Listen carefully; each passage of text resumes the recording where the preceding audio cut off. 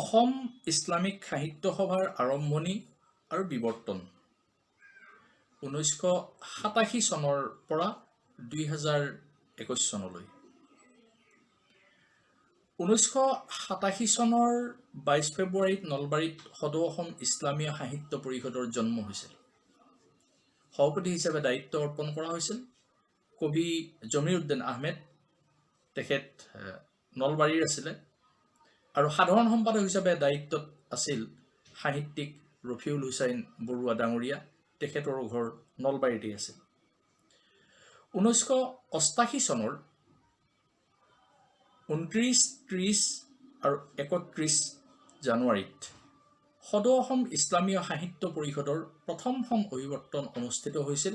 স্থান আছিল ৰঙিয়া হাই মাদ্ৰাছা। উক্ত অভিৱৰ্তনৰ কাৰ্যসূচীত উল্লেখ থকা মতে তাত কেইবাজনো অসমৰ গণ্যমান্য ব্যক্তি উপস্থিত আছিল। মুখ্য অতিথি হিচাপে তাত উপস্থিত আছিল শ্ৰীযুত থানেশ্বৰ বড়ো ডাঙৰীয়া, তেখেত অসমৰ তদানীন্তন ৰাজহ মন্ত্ৰী আছিল।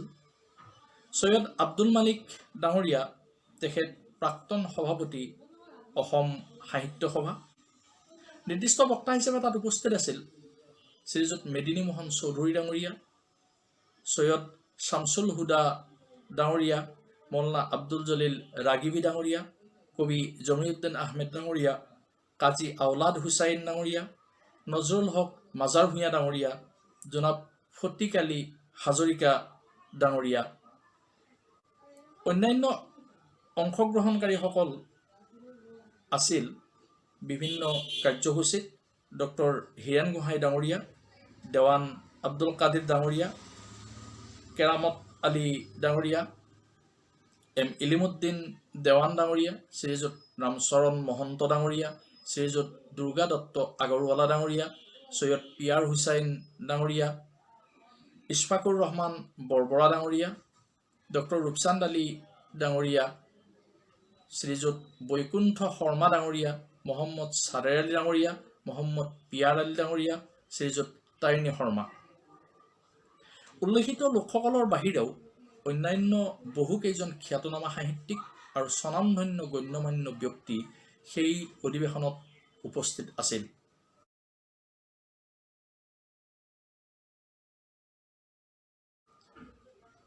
অভিৱৰ্তনখনত এখনি স্মৃতিগ্ৰন্থও প্ৰকাশ কৰা হৈছিল। সম্পাদক আছিল নুৰুদ্দিন আহমেদ ডাঙৰীয়া আৰু সহযোগী সম্পাদক আছিল আলী বাবা আৰু শ্বেইখ আব্দুছ ছালাম।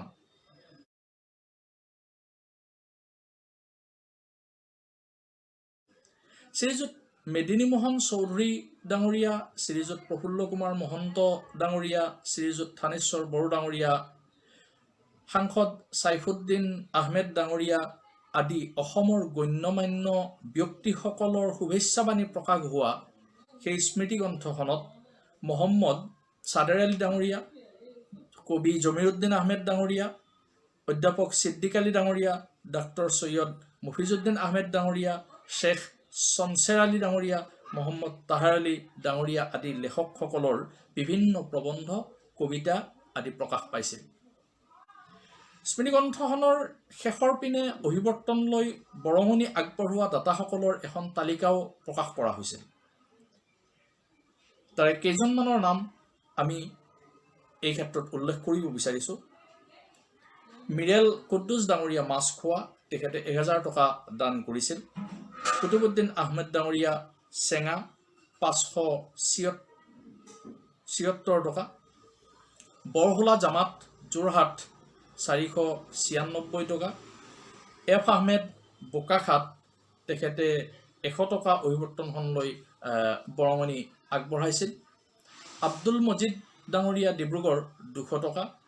আলহাজ আখতাৰ হুছেইন নালিয়াপুল 100 টকা। সৈয়দ আব্দুল মালিক নাহৰণী, প্ৰাক্তন সভাপতি অসম সাহিত্য সভা 100 টকা। বেগম হাফিজা কুদ্দুছ মাছখোৱা 3000 টকা। এছ আহমেদ বৰপেটা 50 টকা। মথুৰাপুৰ মছজিদ শিৱসাগৰ জামাতৰ ফালৰ পৰা 140 টকা। তিতাবৰ টাউন মছজিদ জামাতৰ ফালৰ পৰা 58 টকা। সৈয়দ আব্দুৰ ৰহমান মেঘালয়ৰ ফালৰ পৰা 51 টকা। একে কুদ্ৰতুল ইছলাম গোলাঘাটৰ পৰা 20 টকা। আলাউদ্দিন মাৰ্ঘেৰিটা 65 টকা। সৈয়দ মফিজুদ্দিন আহমেদ কাজিগাঁও ডাঙৰীয়া 101 টকা। এই তালিকাখন বহুত দীঘলীয়া, কিন্তু ইয়াত মাত্ৰ কেইজনমানৰ কথাহে উল্লেখ কৰা হৈছে।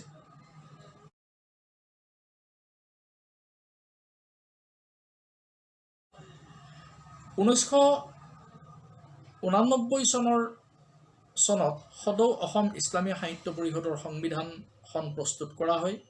সংবিধানখনৰ প্ৰথম পৃষ্ঠাত এই চনটো উল্লেখ আছে, 1989 চন। 1990 চনৰ 3 জুন তাৰিখে সদৌ অসম ইছলামী সাহিত্য পৰিষদৰ সংবিধানখন গৃহীত হয়।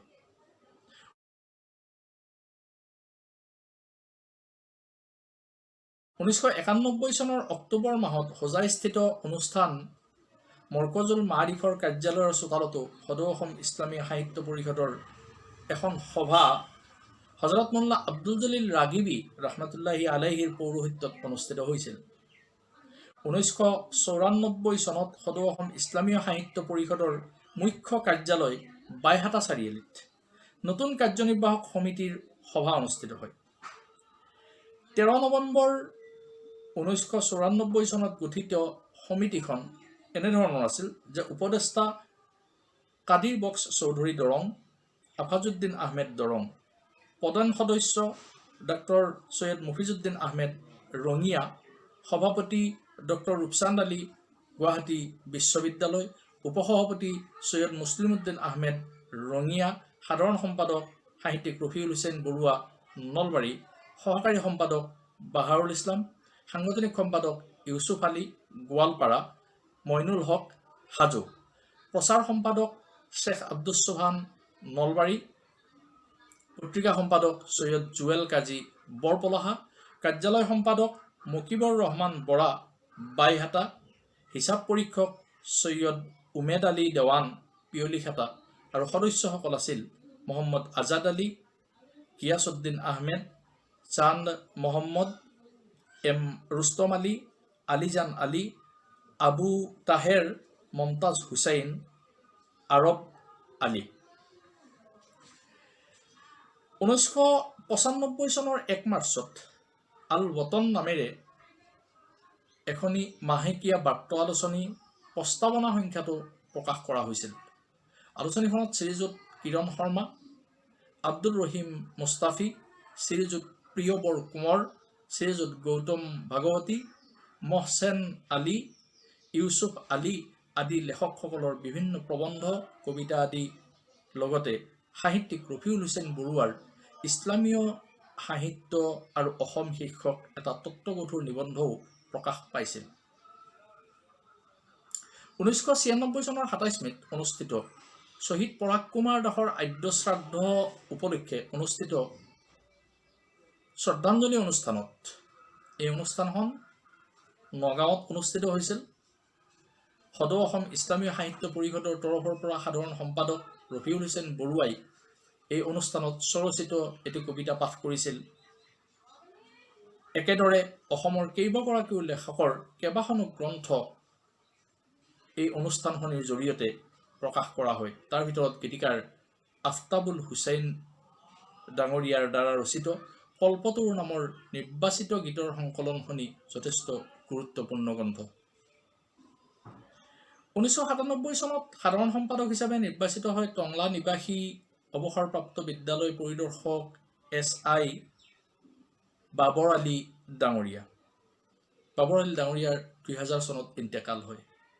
2000 চনৰ পিছত সদৌ অসম ইছলামীয় সাহিত্য পৰিষদৰ কাম কাজ প্ৰায় স্থিমিত হৈ পৰে। উদ্যোক্তাসকলৰ বহুকেইগৰাকী সদস্যৰ ইন্তেকালে অনুষ্ঠানখনি কিছু নিষ্ক্ৰিয় কৰি তুলিলেও একাংশ যুৱ সদস্যৰ চেকা চৰোকা কাম কাজ আৰু তৎপৰতা অব্যাহত আছিল। সভাপতি ডক্টৰ ৰূপচান্দ আলী আৰু প্ৰাক্তন সাধাৰণ সম্পাদক ৰফিউল হুছেইন বৰুৱাই সেই সময়ছোৱাত বহুকেইখন গ্ৰন্থ ৰচনা কৰিছে। অসমৰ মুছলমানসকলৰ ইতিহাসৰ ওপৰত ৰফিউল হুছেইন বৰুৱাৰ ইতিমধ্যে প্ৰায় 38খনতকৈও অধিক গ্ৰন্থ প্ৰকাশ পাইছে। একেদৰে কোৰাণ পাকৰ তফছিৰকে আদি কৰি আৰবী অসমীয়া অভিধানৰ সংকলনৰ কামত সভাপতি ডক্টৰ ৰূপচান্দ আলী ডাঙৰীয়াই মনোনিৱেশ কৰিছিল যদিও তেখেত কৰ্কট ৰোগত আক্ৰান্ত হৈ শাৰীৰিকভাৱে দুৰ্বল হৈ পৰাত লেখা মেলাকে ধৰি সাংগঠনিক কাম কাজবোৰ তেখেতে কৰিব পৰা নাছিল আৰু অৱশেষত সংগঠনটোৰ কাম কাজ কিছু স্তিমিত হৈ পৰিছিল। 2004 চনত তেখেতৰ ইন্তেকাল হয়।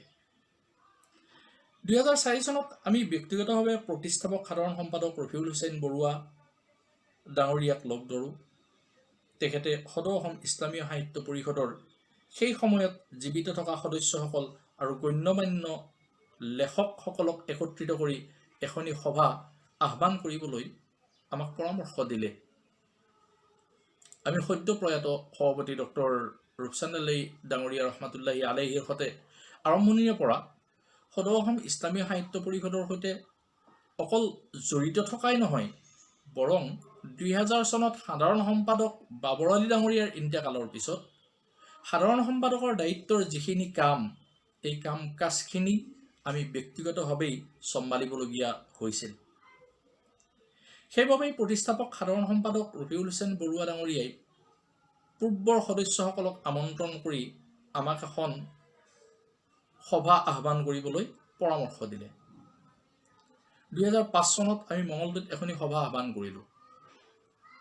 তাত প্ৰায় 45জন জনপ্ৰতিনিধি উপস্থিত আছিল অসমৰ বিভিন্ন স্থানৰ পৰা, বিভিন্ন জিলাৰ পৰা। উক্ত সভাত প্ৰতিষ্ঠাপক সম্পাদক ৰফিউল হুছেইন বৰুৱা ডাঙৰীয়া উপস্থিত থাকিব পৰা নাছিল তেখেতৰ বিশেষ অসুবিধাৰ কাৰণে। সভাখনত আমাক আহ্বায়ক হিচাপে পুনৰ এখন সভা অনুষ্ঠিত কৰিবলৈ পৰামৰ্শ দিয়াত পৰৱৰ্তী সময়ত আমি প্ৰায় 6খনমান সভা অনুষ্ঠিত কৰিছিলোঁ। 2009 চনৰ 11 ফেব্ৰুৱাৰীত মঙলদৈ মহাবিদ্যালয়ৰ অৱসৰী অধ্যাপক আলহাজ ডক্টৰ জামাল উদ্দিন আহমেদৰ পৌৰোহিত্যত তেখেতৰ বাসগৃহতেই এখনি সভা অনুষ্ঠিত কৰা হৈছিল। উক্ত সভাত বহু কেইগৰাকী লেখক, সাহিত্যিক আৰু ওলামায়ে কেৰাম উপস্থিত হৈছিল। সভাখনত সদৌ অসম ইছলামীয় সাহিত্য পৰিষদৰ নামটোৰ ওপৰতো বহু আলোচনা পৰ্যালোচনা হৈছিল, যিহেতু পূৰ্বৰ সমিতিখন ভংগ কৰি দিয়াৰ কোনো সিদ্ধান্ত হোৱা নাই আৰু পূৰ্বৰ সমিতিৰ সকলো সম্পাদক একগোট কৰিব পৰাৰ ব্যৱস্থাও তেতিয়া নাছিল। গতিকে সদ্যহতে অসম ইছলামিক সাহিত্য সভা নামেৰেই সংগঠনটোৰ কাম কাজবোৰ আগবঢ়াই লৈ যোৱা হওক আৰু এখন অভিৱৰ্তন অনুষ্ঠিত কৰি তাত নামটো কি ৰখা হয় আৰু শুদ্ধ নাম কি ৰখা হ'ব সেয়া সিদ্ধান্ত লৈ ঘোষণা কৰাৰ কথা উল্লেখ কৰি সভাত সৰ্বসন্মতিক্ৰমে সিদ্ধান্ত গ্ৰহণ কৰা হয় আৰু প্ৰস্তাৱ গ্ৰহণ কৰা হয়। এনেকৈয়ে আগবাঢ়ি থাকিল ইছলামিক সাহিত্য সংগঠনটোৰ কাম কাজ। জিলা সমিতি, শাখা সমিতি গঠনৰো কাম কাজ আৰম্ভ হ'ল। কেইবাখনো জিলাত জিলা সমিতি গঠন কৰি সেই সমিতিসমূহৰ দ্বাৰা শাখা সমিতিবোৰ গঠন কৰাৰ প্ৰক্ৰিয়াও আৰম্ভ হ'ল। 2015 চনৰ 15 নৱেম্বৰ তাৰিখে গুৱাহাটীৰ 6 মাইলস্থিত হোটেল ব্ৰহ্মপুত্ৰত এখনি সাধাৰণ সভা অনুষ্ঠিত কৰা হয়। উক্ত সভাত সভাপতিত্ব কৰিছিল আলহাজ ডক্টৰ জামাল উদ্দিন আহমেদ ডাঙৰীয়াই। বহুকেইজন ওলামায়ে কেৰাম আৰু গণ্যমান্য লেখক, সাহিত্যিকসকল তাত উপস্থিত আছিল। সভাখনত যিসকল ব্যক্তিক বিভিন্ন ধৰণৰ দায়িত্ব অৰ্পণ কৰা হৈছিল তেওঁলোক আছিল হাফিজ মোল্লা ডক্টৰ নজৰুল ইছলাম, তেখেতৰ ঘৰ মাজদিয়া, মোল্লা ফজলুল কৰিম কাছিমি মঙলদৈ, ডাক্তৰ জাকাৰিয়া হুছেইন মৰিগাঁও, ফৰিদুদ্দিন আছজদ নগাঁও, মোল্লা ফাইজুল হক ডিব্ৰুগড়, মোল্লা নুৰুল আমিন কাছিমি বিশ্বনাথ, অধিবক্তা ৰফিকুল ইছলাম ধুবুৰী আৰু মহম্মদ ৰেজাউদ্দিন আহমেদ গুৱাহাটী। 2016 চনৰ 17 আগষ্ট তাৰিখে মঙলদৈত লেখক মোল্লা আব্দুল জব্বাৰ কাছিমিৰ সভাপতিত্বত এখনি সাধাৰণ সভা অনুষ্ঠিত হৈছিল। উক্ত সভাত উজনি অসম মণ্ডলৰ প্ৰাক্তন কেন্দ্ৰীয় প্ৰশাসনিক বিষয়া তথা দাৰুল উলুম বাস্কান্দিৰ প্ৰয়াত শ্বেইখুল হাদিছ হজৰত মৌলানা শ্বেখ আহমদ আলী ৰহমাতুল্লাহি আলাইহিৰ সুযোগ্য খলিফা আলহাজ শ্বেখ সৈয়দ ইফতিখাৰ হুছেইন চাহাবক সভাপতি, মোহাম্মদ ৰেজাউদ্দিন আহমেদ চাহাবক কাৰ্যকৰী সভাপতি আৰু মৌলানা ফজলুল কৰিম কাছিমিক সাধাৰণ সম্পাদক হিচাপে মনোনীত কৰি সাংগঠনিক কাম কাজবোৰ চলাই নিবৰ বাবে দায়িত্ব অৰ্পণ কৰা হৈছিল। 2017 চনৰ 2 এপ্ৰিলত নলবাৰীৰ আদাবাৰীত অনুষ্ঠিত সভাত নৱ মনোনীত সভাপতি, কাৰ্যকৰী সভাপতি আৰু প্ৰধান সম্পাদকৰ প্ৰস্তাৱ অনুমোদন কৰোৱা হৈছিল। 2019 চনত গঠিত তথ্য সমিতিখন আমি এইখিনিতে উল্লেখ কৰিব বিচাৰিছোঁ। সভাপতি আলহাজ শেখ সৈয়দ ইফতিখাৰ হুছেইন সাহেব, কাৰ্যকৰী সভাপতি মোহাম্মদ ৰেজাউদ্দিন আহমেদ, উপসভাপতি আলহাজ জামালউদ্দিন আহমেদ, আলহাজ ডাক্তৰ জাকাৰিয়া হুছেইন, মৌলানা ইছমাইল কাছিমি, মৌলানা আব্দুল জব্বাৰ কাছিমি, আলহাজ আব্দুল কাইয়ুম আল আমান। প্ৰধান সম্পাদক মৌলানা ফজলুল কৰিম কাছিমি, যুটীয়া সম্পাদক হাফিজ মৌলানা ডক্টৰ নজৰুল ইছলাম, অধিবক্তা আব্দুল মালিক, সাংগঠনিক সম্পাদক মৌলানা নুৰুল আমিন কাছিমি, বিত্ত সম্পাদক ফৰিদুদ্দিন আসজাদ, প্ৰচাৰ সম্পাদক মহিউদ্দিন ছিদ্দিকী, তথ্য প্ৰযুক্তি সম্পাদক আলহাজ আউৱাল ৰহমান, আইনী সম্পাদক অধিবক্তা ৰফিকুল ইছলাম, সাংস্কৃতিক সম্পাদক মৌলানা ফাইজুল হক, কাৰ্যালয় সম্পাদক মৌলানা নাছিম আহমেদ। সন্মানীয় সদস্য আছিল ডক্টৰ ইছমাইল হুছেইন, গুৱাহাটী বিশ্ববিদ্যালয়।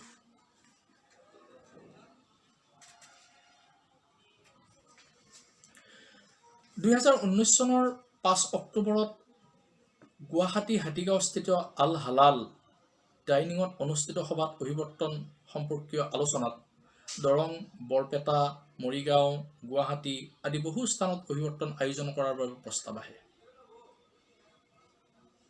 অৱশেষত নলবাৰীৰ আদাবাৰীত অভিৱৰ্তনখন আয়োজন কৰাৰ এক সিদ্ধান্তত উপনীত হয়। সেই উপলক্ষে 2019 চনৰ 12 নৱেম্বৰত নলবাৰীৰ আদাবাৰীত অভ্যৰ্থনা সমিতি গঠনাৰ্থে এখনি সাধাৰণ সভা অনুষ্ঠিত কৰা হৈছিল। উক্ত সভাৰ প্ৰস্তাৱ মৰ্মে বৰক্ষেত্ৰী সমষ্টিৰ সন্মানীয় বিধায়ক শ্ৰীযুত নাৰায়ণ ডেকা ডাঙৰীয়াক অভিৱৰ্তনখনৰ মুখ্য পৃষ্ঠপোষক হিচাপে ৰখাৰ সিদ্ধান্ত গ্ৰহণ কৰা হৈছিল। শ্বেখ মুবাৰক হুছেইন ডাঙৰীয়াক সভাপতি, আলহাজ মুফিৰ আলী ডাঙৰীয়াক কাৰ্যকৰী সভাপতি আৰু জনাব হাছান আলী ডাঙৰীয়াক সাধাৰণ সম্পাদক হিচাপে লৈ এখনি অভ্যৰ্থনা সমিতিও তাত গঠন কৰা হৈছিল আৰু প্ৰায় 14খন উপসমিতিও তাত গঠন কৰা হৈছিল। কিন্তু এইখিনিতে মন কৰিবলগীয়া কথাটো হ'ল যে সভাখন অনুষ্ঠিত হৈছিল 12 নৱেম্বৰ তাৰিখে। তাৰ কিছুদিন পিছতেই নাগৰিকত্ব সংশোধনী বিধেয়ক 2019 কেব CAB শীৰ্ষক বিতৰ্কিত বিলখন এমাহৰ পিছত অৰ্থাৎ 9 ডিচেম্বৰত সংসদত উত্থাপন হয়। 12 ডিচেম্বৰত এই বিধেয়কখন পাছ কৰা হৈছিল আৰু আইনত পৰিণত কৰা হৈছিল। তেনে ক্ষেত্ৰত সংগঠনটোৰ দায়িত্বপ্ৰাপ্ত ব্যক্তিসকলে আলোচনা কৰি 2020 9 জানুৱাৰীত সমিতিৰ এখন সভা আহ্বান কৰি সেই সময়ৰ পৰিস্থিতিৰ ওপৰত আলোচনা কৰাৰ অন্তত নলবাৰী আদাবাৰীত 13, 14 আৰু 15 মাৰ্চ 2020ত অনুষ্ঠিত হ'বলগীয়া যিখন অভিৱৰ্তন আছিল, এই অভিৱৰ্তনখন অনিৰ্দিষ্ট কাললৈ স্থগিত ৰখাৰ সিদ্ধান্ত গ্ৰহণ কৰিছিল। ধন্যবাদ।